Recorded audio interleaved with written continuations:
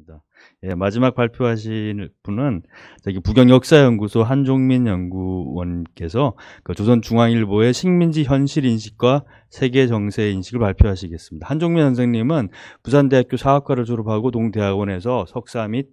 박사 과정을 수료하고 현재 부경역사연구소 연구원 및 편집 감사를 맡고 있는 젊은 연구자입니다. 주요 연구 분야는 일제시대, 특히 1930년대 언론 신문사입니다. 한종민 선생님 큰 박수로 맞아주십시오. 안녕하십니까. 소개를 받은 한종민입니다.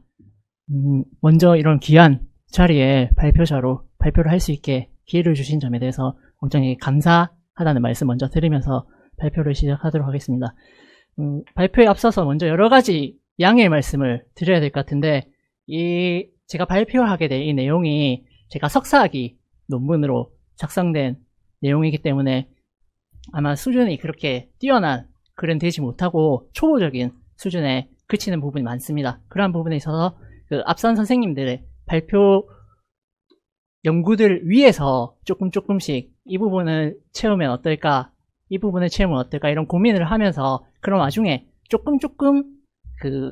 뭔가 의미를 찾아보고자 한 그런 논문이기 때문에 아마 내용상으로도 많이 부족할 것이고, 또 이런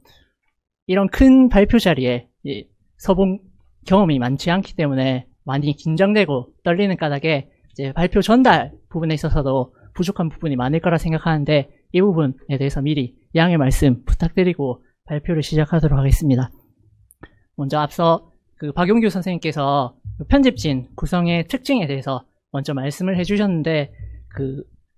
제가 사설을 주로 분석을 해서 당시 조선중앙일보의 구성원들이 어떤 생각을 갖고 있었는가, 이런 부분을 살펴보고자 했기 때문에 그 구성원들에 대해서 먼저 생각을 하고 이제 사설을 살펴봐야 할 필요가 있었고, 그런 측면에서 앞서 말씀을 해주셨지만 간단하게 그 특성에 대해서 편집진의 특성에 대해서 간단하게 짚고 말씀을 드리고, 그 다음에 사설의 내용이 어떠했는지를 말씀드리도록 하겠습니다. 먼저 조선중앙일보 편집진 구성상의 특징 같은 경우에는 앞선 발표들에서 선생님들께서도 말씀해 주셨지만, 기존의 조선일보에 있었던 그 인물들이 많이 이제 조선중앙일보가 속관되면서 많이 넘어왔고, 조선중앙일보에서 초기에 많은 활약을 하게 됩니다. 이들은 그 신간의 시기에 조선일보가 신간의 기간지 역할을 하고 있을 시점에 주된 활동을 많이 했었던 인물들이고, 그러한 측면에 있어서 그 민족주의 계열의 지식인들도 많았고, 이들과 함께 그 신간회가 가지고 있는 특성상 사회주의 계열의 지식인들도 함께 있었던 까닭에 이 조선중앙일보 역시 그 성격상으로 보자면 이런 민족 통일전선적 형태를 나름 갖추고 소규모 형태로 갖추고 있었던 것은 아닐까라는 생각이 들어서 이 부분에 대해서 먼저 한 부분 말씀을 드려야 될 것 같고, 또 그 다음으로는 이와 함께 앞서 말씀해 주신 것처럼 그 사회주의 계열 지식인들이 이제 많이 1935년 이후에 특히 많이 가담하게 되는데, 이러한 부분도 하나의 특징이라고 할 수 있을 것 같습니다. 그리고 이처럼 그 조선중앙일보의 편집진이 구성될 수 있었던 데 있어서는 몽양 여운형 선생의 역할이 크게 작용을 했다고 생각하고, 기존의 몽양 선생이 가지고 있었던 인적 네트워크, 그리고 그 몽양 선생이 가지고 있었던 사상적 포용력, 그 사상적 유연성, 이런 것들이 반영돼서 이들이 이렇게 편집진이 구성될 수 있었다라고 볼 수 있을 것 같습니다. 그리고 당시의 사설 같은 경우에는 그 사의 입장을 드러내는 글이었기 때문에 나름대로 일정한 합의 과정을 거쳐서 이제 도출되는 이런 형태를 보이는데, 이는 다른 신문도 유사한 부분이 많았을 것 같습니다. 다만 조선중앙일보 같은 경우에는 몽양 선생이 그 다른 잡지사인 삼천리와 대담하는 과정에서 본인의 의견을 피력하면서, 이 앞에 말한 것은 나의 개인의 의견이고 그 사실은 그 사회 간부에 의해서 결정되는 까닭이니까 그 회사의 입장으로 보지는 말아달라, 이런 부탁을 하는 이런 기록이 있기도 합니다. 그런 차원에서 이제 합의 과정을 거쳐서 논조가 형성이 되고 또 사시가 결정되었다는 점 먼저 말씀을 드려야 될 것 같고, 앞서 박윤규 선생님께서도 말씀해 주셨지만 초기 사설은 그 이강구 그리고 배성룡 그리고 김동성 이 세 사람이 주로 집필을 했다는 기록을 또 삼천리에서 전하고 있습니다. 또 이 외에도 주요 그 편집국 간부들도 자기 전공 분야, 자기가 잘 알고 있는 분야에 대해서는 사설 작성에 참여했을 것으로 생각이 되고, 또 조동호 역시 그 1933년 11월 달에 국제공산당 사건으로 이제 검거돼서 많은 활동을 못하긴 하지만 그 이전까지 조선중앙일보에서 논설 기자 직함을 가지고 있었고, 그러한 측면에서 보자면 그 초기에는 조동호 역시 그 사설 집필이나 아니면 논조에 영향을 어느 정도 미칠 수 있는 역할을 할 수 있었다라고 생각할 수 있을 것 같습니다. 또 다른 한편으로는 아까 말씀해 주신 것처럼 사회주의 계열 지식인들이 많이 참여를 했고, 1935년 이후에 이들의 활동 영역이 사내에서 좀 더 확대되었을 것이라는 것을 생각해 볼 수 있다는 점을 미리 또 말씀드려야 될 것 같습니다. 그 중에서 이제 아까도 말씀하셨지만 고경음 같은 경우에는 해방 이후에 또 독립신보의 주필 역할을 맡기도 하고, 이우적 역시 그 해방일보 주필을 맡으면서 이때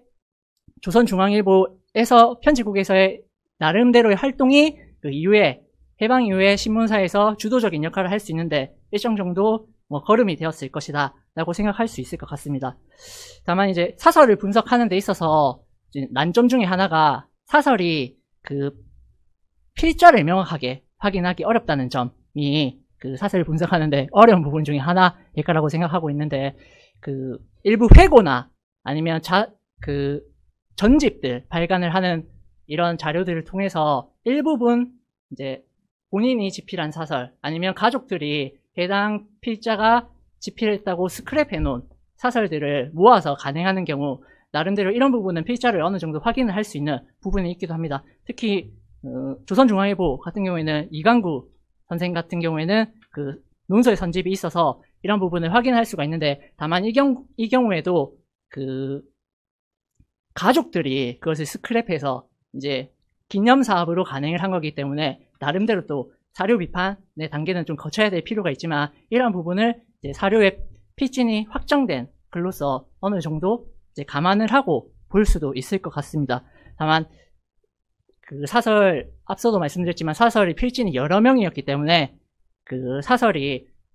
오로지 하나의 입장으로서 완성된 글은 아니었다고 생각을 하고, 그러한 측면에서 여러 필진들 그리고 편집진에 의해서 이제 사설이 폭을 형성하고 있는 것으로 봐야 되지 않을까 이런 생각이 들고, 이런 폭이 넓은 상태에서 사설을 분석하다 보면은 많은 그 맹점들이 생길 수 있다는 생각하에 저는 이제 35년 이후에 아까 말씀드린 사회주의 계열 지식인들이 보다 활동이 그 활발해진 그 시점 이후에 초점을 맞춰서 그 시기에 사설을 중심으로 분석을 했습니다. 그래서 앞으로 말씀드린 부분들이 주로 35년 이후 시점의 입장을 보여준다는 점, 이 점을 그 염두에 두시길 부탁드립니다. 그리고 아까 최재형 선생님 발표에서도 그 먼저 말씀을 해주셨지만 이제 당시 1930년대 가장 최고의 당면 문제는 농촌 문제였다고 할 수 있을 것 같습니다.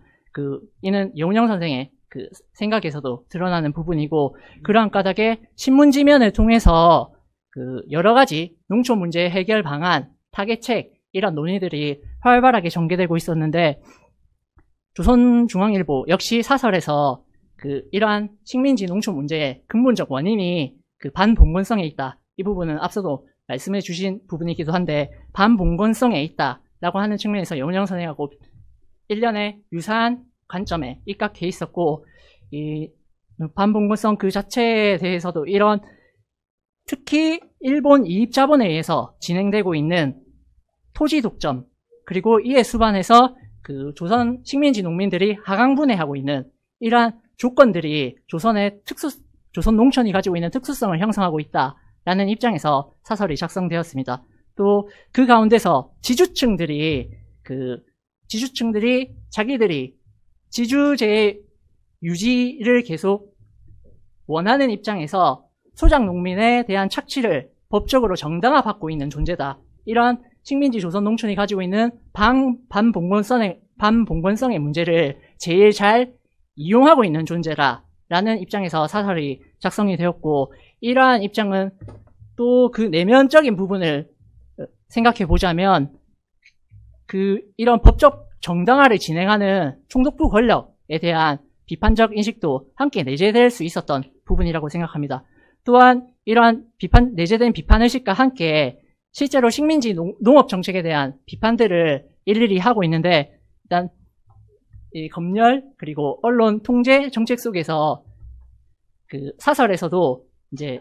이 사설에서는 식민지 농업 정책 전체를 부인하는 것은 아니다 라면서 말을 띄기 시작하는데, 그럼에도 불구하고 그 내용을 들어가 보면 식민지 농업 정책 하나하나를 다 찝어가며 이것은 이 부분이 잘못됐다, 이렇게 비판적인 내용을 보이고 있다는 점에서 이런 부분들이 사설에 나타나고 있다는 점 말씀드리고, 또한 이러한 비판적인 인식과 함께 그 조선중앙일보에서 사설에서 이야기하고 있는 것 중에 하나가 그 지향해야 될 농업 문제를 해결하는 데 있어서 지향점 중에 하나로 이제 비자본가적 협동경영, 그리고 그 자본가적 기업경영 주체를 폐지한 합동경영, 이런 상태를, 이러한 지향점을 사설을 통해 언급을 하기도 합니다. 이는 앞서 그 최재성 선생님 발표에서도 나왔듯이 여운형 선생이 농촌 경제의 사회화, 경영의 과학화, 이런 부분을 이야기했던 것과 어느 정도 또 이 부분도 상통할 수 있는 부분이 있다고 생각이 됩니다. 그리고 다만 이런 표면적으로 비자본가적 협동 경영을 지향하고 있음을 드러내기는 했지만, 실제 그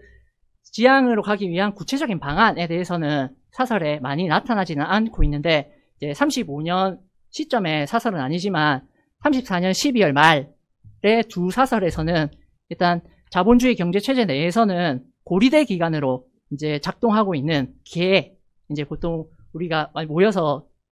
그 개를, 사람들이 모여서 일정한 행사를 치러내기 위해 상호부주하는 이런 형식의 개 자체를 거의 해체 수준에 가까울 정도로 재조직해서 이를 소비조합으로 만드는 건 어떠냐라는 이런 입장을 보이기도 합니다. 그리고 이와 함께 농촌 문제를 이제 사회제도, 사회 문제와 결부시켜서 사설에서 드러내기도 하는데, 특히 그 도시와 농촌 사이의 격차 문제에 대해서는 사실상 이거는 도시가 농촌을 착취하는 이러한 구조에 있는 것이다 라는 이런 입장을 보이기도 하고, 또 여타 사회 현상이나 이제 제도들을 분석하는 관점에 있어서도 기본적으로 그 하부 구조, 즉 이제 생산 관계의 본질적인 문제를 우리는 구명한다, 이러한 관점에 있다라는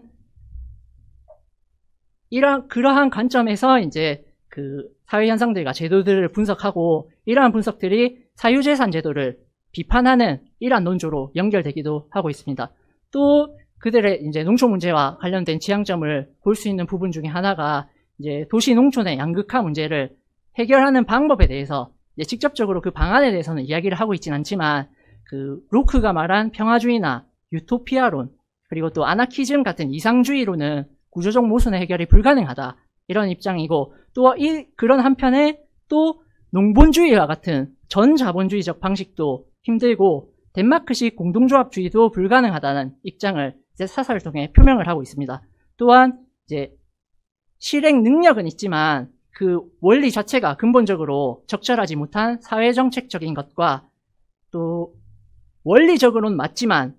그 실천성이 부족하다는 측면에서 이런, 다시 말하면 극좌적인 것, 이렇게 양자를 구분하고 있는데, 이를 통해서 그 사설 필진들이 그 양자의 구분 속에서 자기 규정을 어떻게 하고 있었는지, 이런 부분을 한번 생각해 볼 수 있을 것 같습니다. 또 한 가지 식민지 현실을 인식하는 데 있어서 중요하게 작동했던 문제 중에 하나가 이제 지식인과 관련된 문제였는데, 당시 지식인들이 어떤 역할을 할 것인가에 대한 논의도 신문지상에서 활발히 이루어지고 있었습니다. 특히 조선중앙일보 같은 경우에는 그 당시 이런 지식인 문제가 활발하게 그 논의되는 것 자체가 그 인텔리들이 기존에 자기들이 가지고 있던 역사적 중요성이 저하되는 그런 과정에서 그 자신들의 역할을 그 좀 더 높이기 위한 이런 입장에서 그 지식인 문제를 대두하고 있는 것이다라는 이런 지식계급론 차원에서 논의를 펼쳤고, 이러한 입장에 대해서 조선중앙일보 사설은 비판적인 입장을 보이고 있습니다. 특히 이제 인텔리에 대해서는 이들을 과대평가할 필요도 없고 과소평가할 필요도 없다라는 이런 입장에서 비판을 하는데, 이런 지식인층에 대해서는 이들에 대해서는 역사적으로 한 계급을 형성하는 존재는 절대 아니고 이들은 부동층이다. 그리고 자본가 계급이나 노동자 계급에 결국에는 예속될 수밖에 없는 중간적이고 기회주의적인 입장에 있는 존재들이다 라는 관점에서 이들을 비판하고 있습니다. 다만 그럼에도 불구하고 지식인들이 기존에 했었던 역할에 대해서는 어느 정도 인정하는 입장을 보이고 있는데, 적어도 자본주의 초기부터 중기까지의 진보적 지식인들은 역사적 발전에서 어느 정도 진두적인 봉건 사회의 극복 과정에 있어서는 이를 진두지휘했던 독자성이 있는 존재다. 다만 이들이 만주사변 이후로 동요를 보였고, 이들의 그 동요와 함께 진보적인 면모를 상실했다라는 평가를 보이고 있습니다. 그러한 측면에서 이들은 이제 파시즘이 확대되는 과정 속에서 지식인들도 함께 파시즘화가 진행되고 있다라고 본 것이라고 할 수 있고, 지식인들의 파슈와 유형을 당시에 행동주의적 지식인, 그리고 지식지상주의적 지식인, 그리고 사이비 좌익주의적 지식인, 이렇게 분리를 하면서 이 세 분류의 지식인들에 대해 다 일일이 비판하는 이러한 사설도 실리고 있음을 확인할 수 있습니다. 이 개별적인 비판들의 내용, 이런 부분들에 대해서는 보고 계시는 발표집을 참고해 주시기 바라며, 지금 시간이 조금 부족한 관계로 이 부분은 조금 발표에서는 생략을 하도록 하겠습니다. 그 부분은 발표집을 참고해 주시기 부탁드리겠습니다. 그리고 이러한 식민지 현실인식과 함께 사설에서는 세계정세인식에 드러나는 부분들도 확인할 수가 있는데, 일단 기본적인 논조에 깔려있는 기본적인 흐름 중에 하나가 자본주의 일반적 위기론의 입장에서 이제 세계 정세를 인식하고 있는 이런 모습을 보이고 있습니다. 이 자본주의 일반적 위기론이란 게 다른 말로는 자본주의 총체적 위기론, 또 자본주의 제3기론이라는 거의 유사한 의미를 가지고 있는 표현이라고 할 수가 있는데, 기존에 1차 대전 이후에 소련이 혁명을 하고 또 이런 혁명적 분위기가 올라가는 과정에 있었음에도 불구하고 1923년부터 28년까지 약간 자본주의 체제가 다시 안정화되는 이러한 추세를 보이면서, 이러한 안정화를 설명하기 위한 방법으로서 이제 이 자본주의의 몰락 과정은 그냥 단순히 일직선상으로 하강해서 몰락하는 게 아니라 이 상승 국면도 있고 하강 국면도 있고 그런 과정을 거치면서 몰락하는 것이다 라는 이런 관점이 반영된 것이고, 그러한 측면에서 자본주의 2기, 안정기인 2기가 끝나면 다시 또 혁명적인 분위기가 도래할 것이다 라는 이러한 관점에서 형성된 논리였고, 이제 조선중앙일보 역시 이러한 관점에서 세계 정세를 인식하고 있는 모습을 보여주고 있습니다. 특히 이제 실제로 1929년에 대공황이 발발하면서 이런 자본주의 체제에 대한 위기 자체가 위기에 대한 인식이 당대의 지식인들이 모두 느낄 정도로 심화되어 있었는데, 이런 의식도 반영되어 있었다고 할 수 있을 것 같습니다. 그리고 이러한 자본주의 일반적 위기론의 입장에서 이제 계속해서 이제 세계 정세가 위기가 점점 복잡해져 가고 있고, 또 자본주의 체제의 몰락이 점점 다가온다라는 입장에서 이제 사설이 작성이 되는데, 특히 이제 이와 관련해서는 이런 모순이 첨예화되는 과정은 자본주의 국가 내부의 모순도 있고, 또 제국주의 상호 간의 모순도 심화되고 있고, 제국주의와 식민지나 반식민지 국가 사이의 모순도 점차 심화되고 있다라는 이런 인식에서 사설들이 많이 작성이 되었습니다. 또한 당시 이제 이런 분위기 속에서 전쟁에 대한 위험이 같이 고조되고 있었는데, 이런 전쟁에 대한 입장 중 하나로서 이제 세계 전쟁이 필연적으로 발생할 것이다 라는 이러한 인식이 또 사설에 나타나고 있습니다. 이는 이제 당시 다른 언론 지면에서 이제 전쟁 필지론의 형태 표현으로 언급되는 이러한 모습을 보이는 이제 인식론이기도 한데, 대공황의 여파가 계속 진행되는 상황에서 이제 전쟁이 발생할 건데 어떤 형태의 전쟁이 발생할 것이냐, 단순히 이제 국지전 형태로 발생할 것이냐, 아니면 세계대전이 또 발생할 것이냐라는 이런 관점의 차이가 있을 수 있는데, 이제 조선중앙일보 사설에서는 세계대전 차원의 전쟁이 발생할 것이다 라는 이런 입장에서 사설을 작성을 했습니다. 다만 이 전쟁이 언제 발생할 것이냐라는 이러한 부분에 대해서는 그 다소 판단을 유보하는 이러한 입장을 보이고 있는데, 이제 이러한 전쟁 분위기가 격화되는 상황 속에서도 이제 자본주의 선진 제국들이 이제 군비를 확대하면서 서로 경쟁을 하기 때문에 전쟁이 실제 언제 터질지에 대해서는 조금 전쟁이 터질 것 같다, 전쟁이 터진다라는 이러한 관점에 입각해 있었지만 이때 터진다라고 명확하게 말하고 있는 모습은 드러나지 않고 있음을 확인할 수가 있습니다. 또한 이런 세계대전에 발발할 때 어떤 입장을 취할 것이냐 역시 또 이제 살펴볼 수 있는 부분이라 할 수 있는데, 이제 세계대전 발발에 대해서는 약간 두 가지 조금 상충되어 보이는 이런 입장들이 사설에 동시에 나타나게 됩니다. 하나는 전쟁을 통해서 자본주의 체제가 붕괴되면 이제 새로운 또 다른 형태의 뭔가 체제가 도래할 수 있는 것 아닌가라는 이러한 입장의 사설도 작성되고 있고, 그런 반면에 그 전쟁을 종용하는 군수업자들을 비판하고 또 평화적인 방법으로 이제 유럽의 갈등을 해결하고 또 소극적 전쟁 회피가 아니라 적극적으로 평화 수립안을 만들어야 된다라는 입장을 보이면서 반전적인 입장을 보이기도 하고, 거기에 이런 전쟁이 발생했을 때 제일 피해보는 것은 민중이다 라는 이런 입장에서 사설들이 작성되기도 했습니다. 이처럼 이제 전쟁 자체에 대한 관점은 조금 상충된다고 할 수 있는 부분들이 이 부분이라고 할 수가 있는데, 그럼에도 불구하고 결론적으로 식민 통치나 자본주의 체제가 해소된 상황을 이제 바라고 있는, 평화적인 상황을 바라고 있다는 점에서는 나름 흐르고 있는 또 지향점에 대해서는 또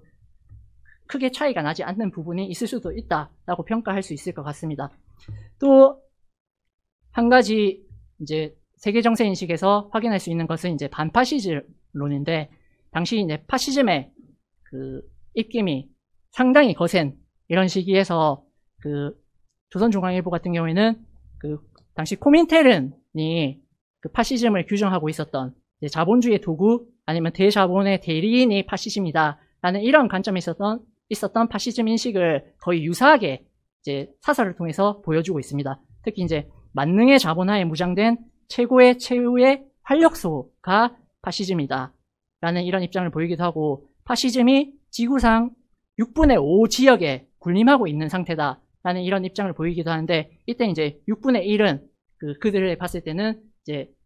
소비에트 연맹 이 6분의 1이고, 그 나머지 소비에트 연맹을 제외한 나머지 지역들은 다 파시즘의 영향 아래에 있다,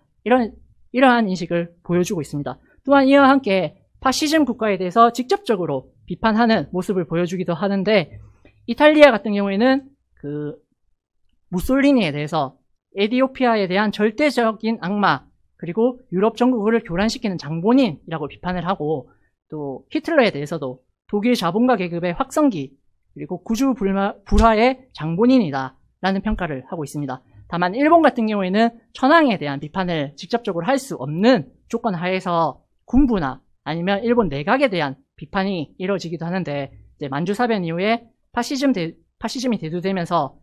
일본의 정당 내각도 무력화됐고 군부가 엄청나게 팽창되어 있다라는 이런 비판도 하고, 또 당시 오카다 케이스케 내각에 대해서 이 성격을 규정하면서 이들은 반봉건적이고 반파쇼적인 애매몽롱한 태도를 취하는 그 기회주의적 내각이다, 중간적인 내각이다, 이런 평가를 보이고 있습니다. 또한 이러한 인식의 배경에는 기본적으로 코뮤니즘과 파시즘의 대립이라는 이런 인식들이 배경적으로 작용하고 있었는데, 이러한 부분들은 이제 소련과 코뮤니즘, 국제주의, 친노동, 평화주의를 하나의